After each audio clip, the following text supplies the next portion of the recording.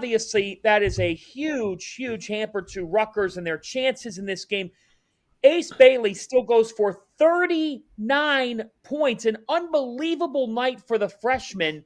It was the most ever points by an RU freshman, the most ever for an RU player in a Big Ten game. But at the end of the day, Indiana, a winner tonight. The Hoosiers win at 84-74. They knocked down 12 3-pointers. IU, they are 2-1 in the Big Ten. What did you take from this game, Ant? I took away, first of all, hope Malik Renew gets better. The second play of the game, he went down with a knee injury. Got to hope that he gets better. But what I saw today was a lot of purpose being played on the defensive end.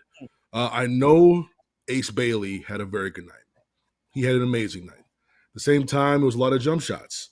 So contested jump shots, getting hit, you kind of just got to shake his hand and keep it moving. But I can't even count the number of times I saw guards diving on the floor, scrapping, nitty-gritty, and just by committee.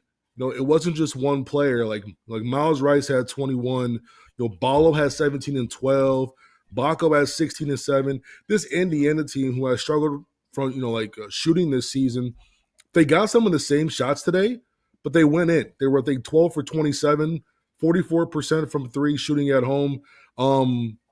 There's a reason why they were able to score so much today, while being able to go up and get. Look, this is still Steve Pikiell's defense. He was still trying to find ways to win this game, whether going zone, whether throwing in like a press. I felt that Indiana was able to attack the game from open tip to the very, very end, even throwing in a wrinkle. One of my favorite players, probably all time in the Big Ten, is Anthony Leal, with just how hard he works on both ends.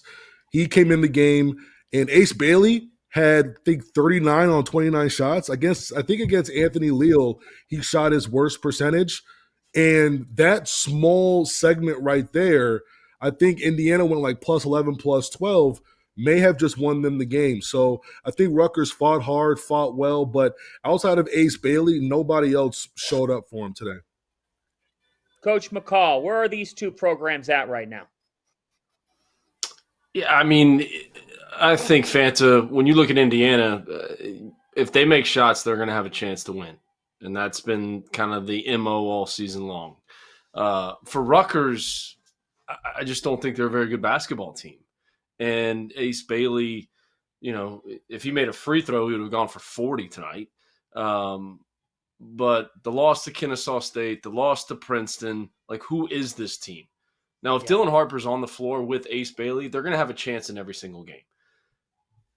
But there's something missing there. And they have two of the best freshmen in the entire country. There's just something missing to make this team complete. And it could be a long year in the Big Ten. But like I said, those two guys out there on the floor, when they're both out there together, they'll have a chance in every single game.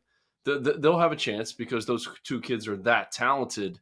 But we're sitting here January 3rd, and they're 8-6 with they played arguably the toughest schedule in the Big Ten, non-conference wise, when you look at the games that they played and the teams that they've stacked up against. So credit Steve Pikiell for playing that difficult of a schedule. And you would think that maybe that prepares this team for the Big Ten, but there's just something off. There's just something missing. And, now you don't have any time to get it corrected. We're January 3rd, and it's kind of one of those things like you are who you are at this point in the season. You're not adding personnel. You can't make trades. It's not the NBA.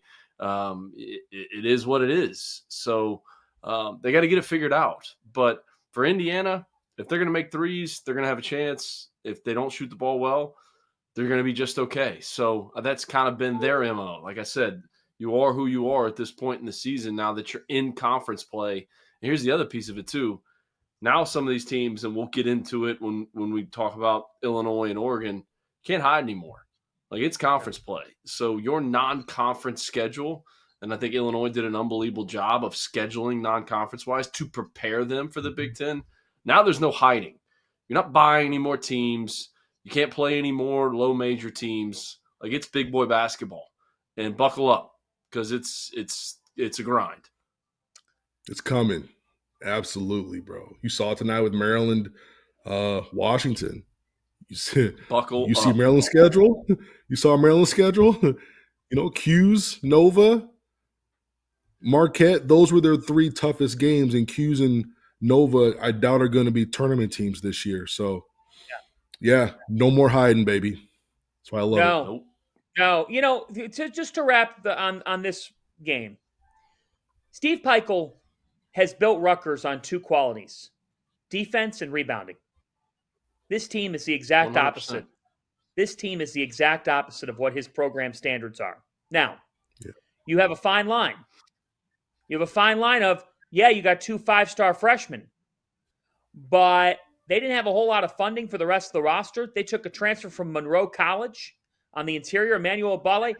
Steve Peichel is a great coach. He's not a good coach. I think he's a great coach. He's taken Rutgers to places they have never been, or at least hadn't been in 30 some odd years. Yeah. This team just doesn't have enough around those 2 stars, and I'm with you guys. I mean, you think you can make the NCAA tournament. It ain't going to happen here. It's just not. On the other side, I mean, Ant, I want to get your thought on this before we get to the rest of the Big Ten. Yeah. Indiana does make 12 threes. Umar Ballo, appears to be a disciplinary thing in the previous game.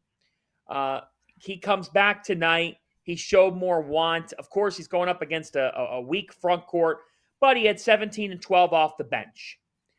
Yep. One, what determines Indiana's ceiling beyond just made threes? And 2, where do you think this team will finish in the Big Ten? Well, they got to get to 12 and 8 or like 11 and 9 to even sniff being a bubble team. What's going to come down with Indiana, are they going to lock down and play defense? That's what it's going to come down to. Lock down, play defense. All 5 guys, not just 2 or 3. They've got to play defense at a high level. They need more from Kenan Carlisle when it comes to being that off-ball presence for Miles Rice. Miles Rice has looked really good the last couple games. I noticed it in the first game off of Christmas break. I was like, he's moving a lot faster. He's moving a lot better. I saw it again tonight too. I think his health is going to be very, very important for this.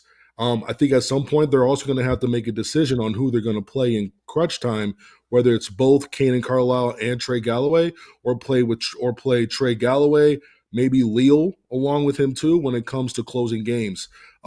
Just continue to figure out your team. Figure out who you are, chemistry-wise. Who are you? Keep finding out who your identity is. A lot of really good teams right now know who they are. Illinois knows who they are. I think Michigan knows who they are. I think Michigan State knows who they are. I don't think Indiana knows who they are yet. And getting a win is going to give them more time, right? It's going to give them more time, get more guys to buy in, be able to understand, give more time for the coaches to see and know who exactly do we have. This team has a lot of new players and some, in new roles. Just got to be able to keep it going and keep identifying.